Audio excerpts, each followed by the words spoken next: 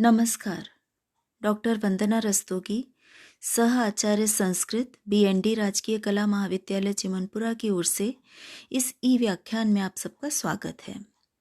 इस व्याख्यान श्रृंखला में हम आदिकाव्य रामायण के बालकांड के प्रथम सर्ग का अध्ययन कर रहे हैं, जिसके रचयिता हैं आदिकवि महर्षि वाल्मीकि।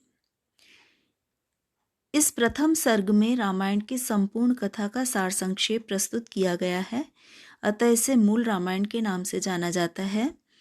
अब तक के व्याख्यानों में हम इस मूल रामायण में वर्णित बालकांड, अयोध्या कांड, अरण्य कांड के प्रसंगों का अध्ययन कर चुके हैं। इसी क्रम में अब आगे के श्लोकों में किष्किंधा कांड की कथा निरूपित की जा रही है।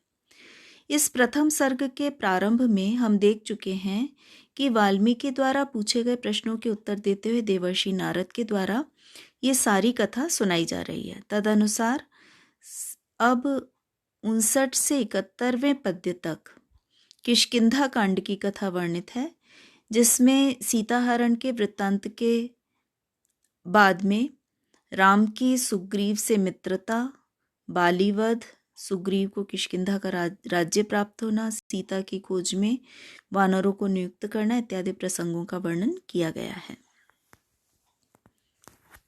श्लोक इस प्रकार है।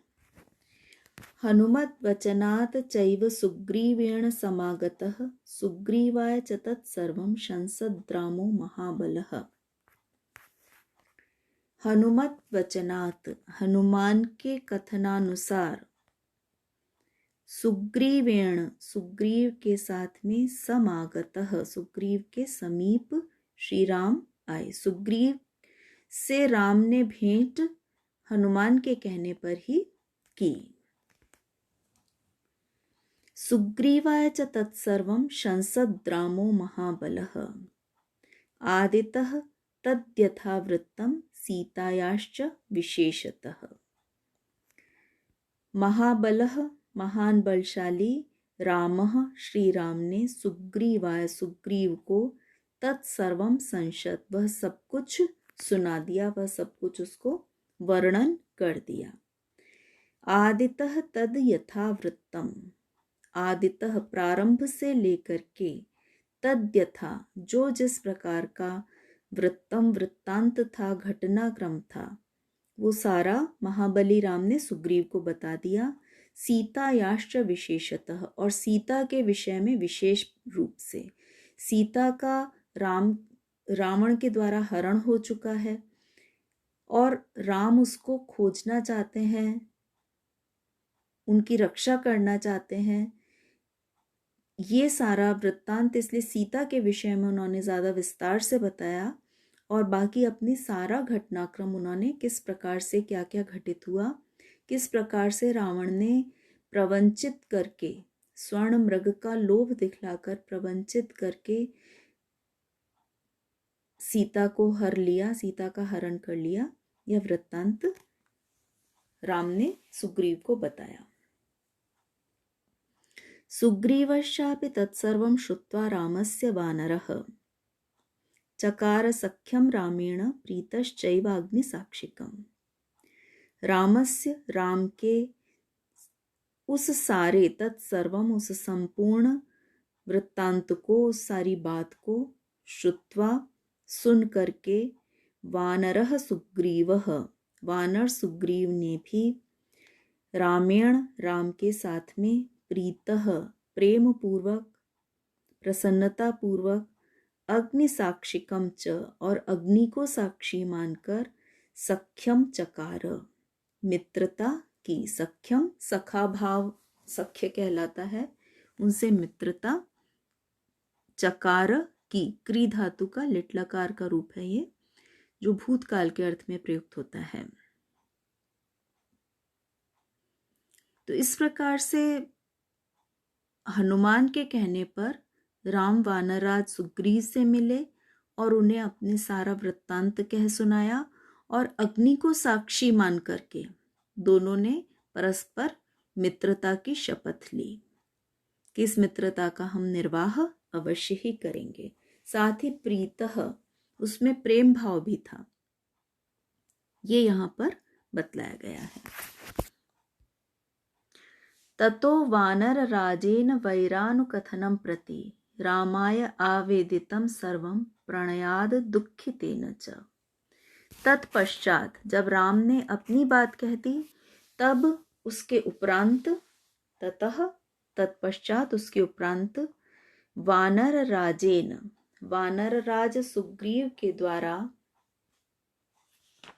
वैरानुकथनम प्रति, वैर शत्रुता संबंधी अनुकथन, जो सारी बातचीत थी, जो सारा वार्तालाप था, जो सारा घटनाक्रम था, उसके प्रति, उसके विषय में दुखितेन, दुखी होने के कारण, प्रणयाच, और राम के प्रति प्रणय भाव, विश्वास भाव होने के कारण, सर्वम, सारी बात, सारा वृत्तांत, रामाय, राम को, आवेदितम, निवेदन कर दिया गया। वानर राज सुग्रीव ने भी अपनी दुख भरी गाथा राम को सुना दी।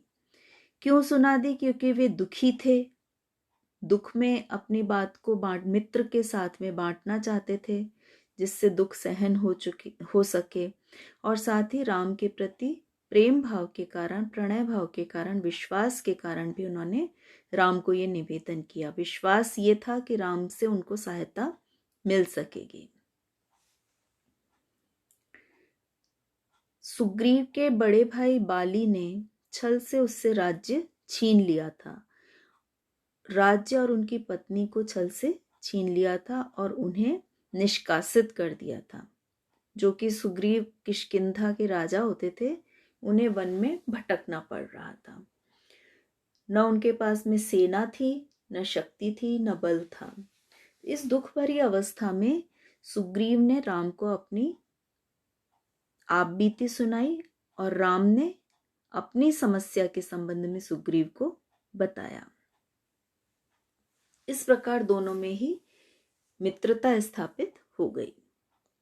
प्रतिज्ञातम च रामेण तदा बालिवधम प्रति, सुग्रीव के दुख भरी बात को सुनकर के कि किस प्रकार बाली ने उनका राज्य हरण कर लिया, ये सुनकर के रामेण, राम के द्वारा प्रतिज्ञातम, प्रतिज्ञा की गई, तदा, तत्पश्चात, सुग्रीव द्वारा सारी बात सुनने के पश्चात, बालिवधम प्रति, कि वे बाली का वध करेंगे। बाली जिसने सुग्रीव के राज्य को छीना था, उसका वध करने की प्रतिज्ञा राम के द्वारा की गई।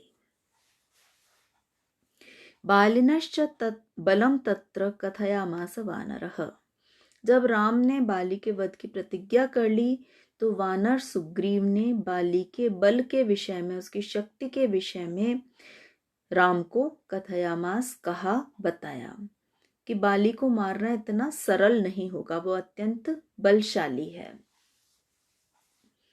राघव प्रत्यार्थम तो दुंदुबे कायम उत्तमम दर्शयामास सुग्रीवो महापर्वत सन्निभम। राघव, रघुवंशी राम को, जो रघु के वंश के हैं वो राघव कहलाते हैं और ये राम का पर्यायवाची है। रघुवंशी राम को प्रत्ययार्थम, प्रत्यय अर्थात विश्वास, विश्वास दिलाने के लिए सुग्रीवः, सुग्रीव ने, दुंदुभेह, दुंदुभी नामक दैत्य के, महापर्वत सन्निभम, विशाल पर्वत के सन्निभ समान, उत्तमम कायम, ऊंची विशाल काया को, विशाल मृत शरीर को, दर्शयामास, दिखलाया।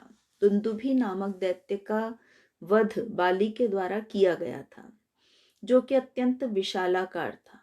तो सुग्रीव ये समझाना चाहते हैं, राम को विश्वास दिलाना चाहते हैं कि बाली वास्तव में बहुत बलशाली है।